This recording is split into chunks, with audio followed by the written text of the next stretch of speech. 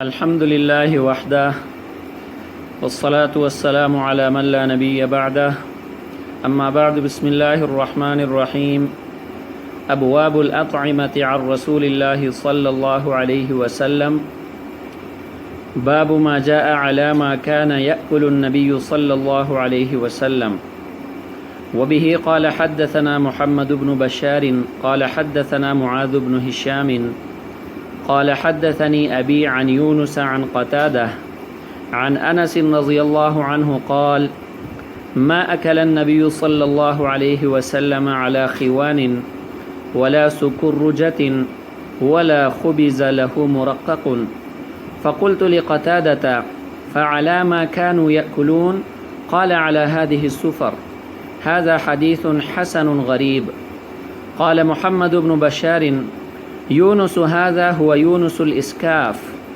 وقد روى عبد الوارث عن سعيد بن أبي عروبة عن قتادة عن أنس رضي الله عنه نحوه. ترمذی ثانی میں ہمارا آج کا جو سبق ہے وہ اللہ کے فضل اور اللہ کی توفیق سے ہم نے کتاب کا آغاز کیا ہے.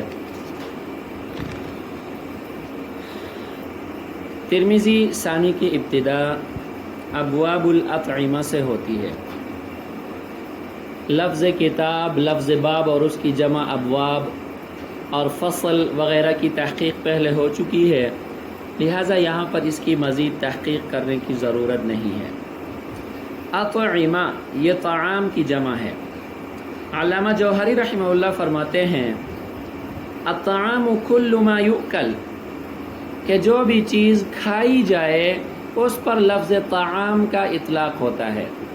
اس پر لفظ طعام کا اطلاق ہوتا ہے کہ جو بھی چیز کھائی جائے، کھانے کی جتنی بھی چیزیں ہیں اس کے لیے لفظ طعام کا ذکر ہوتا ہے.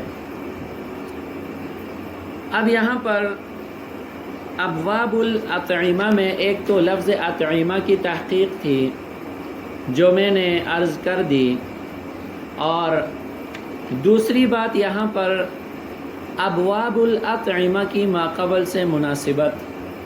ابواب الاطعمہ سے پہلے ترمذی اول کا جو آخری باب ہے وہ ہے ابواب اللباس. لباس کے بعد اطعمہ کو ذکر کیا. ان دونوں میں مناسبت یہ ہے کہ لباس اور طعام دونوں انسانی ضروریات میں سے ہیں. جس طرح انسان کے جسم کو چھپانے کے لیے لباس کی ضرورت ہوتی ہے، اس کے جسم کو باقی رکھنے کے لیے طعام کی ضرورت ہوتی ہے.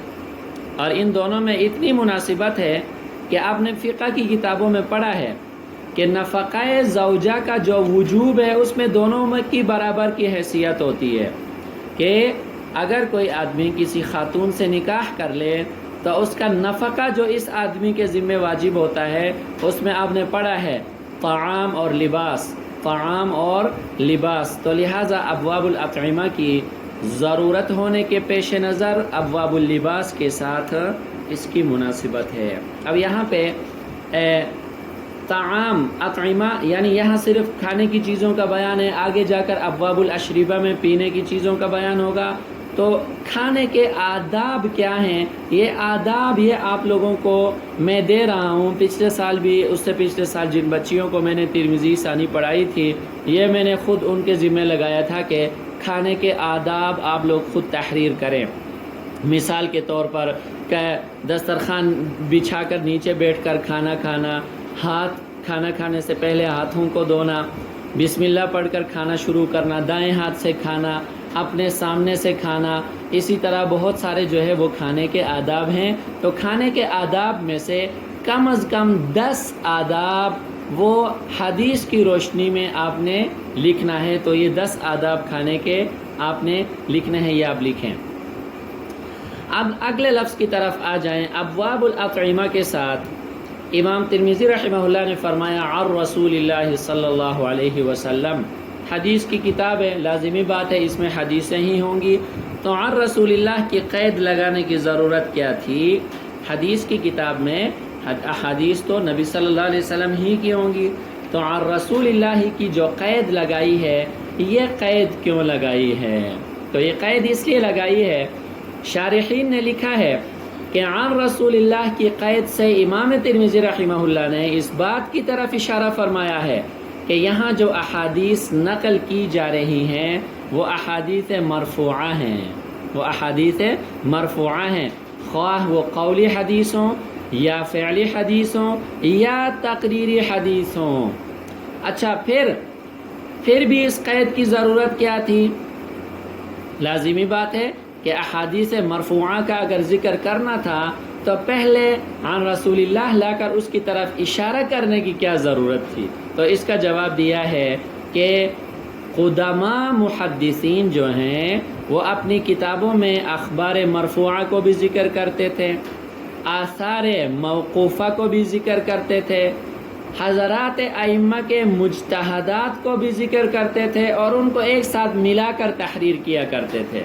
تو امام ترمذی رحمہ اللہ نے جب عن رسول اللہ صلی اللہ علیہ وسلم کی قید لگائی تو اس بات کی طرف اشارہ کر دیا کہ میرا اس کتاب میں انداز عام متقدمین محدثین سے مختلف ہے، وہ ہر قسم کی روایات کو ملا کر اپنی کتابوں میں ذکر کیا کرتے تھے، اور میں اپنی کتاب میں ترجمۃ الباب کے ساتھ مطابقت رکھنے والی باب کی جو احادیث ذکر کروں گا وہ سب کے سب احادیث کیا ہوں گی؟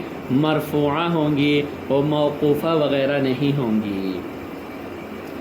اچھا جی، اب آگے جو ترجمۃ الباب منعقد فرمایا ہے، باب ما جاء علی ما کان یأکل النبی صلی اللہ علیہ وسلم، نبی اکرم صلی اللہ علیہ وسلم کس چیز پر کھانا تناول فرمایا کرتے تھے، اس بارے میں باب منعقد فرمایا ہے، اور باب کے تحت جو حدیث امام ترمذی رحمہ اللہ نے ذکر فرمائی ہے اس کی وضاحت اور اس کا ترجمہ انشاءاللہ کل کے درس میں کریں گے۔ اللہ تعالی ہم سب کو عمل کی توفیق عطا فرمائے۔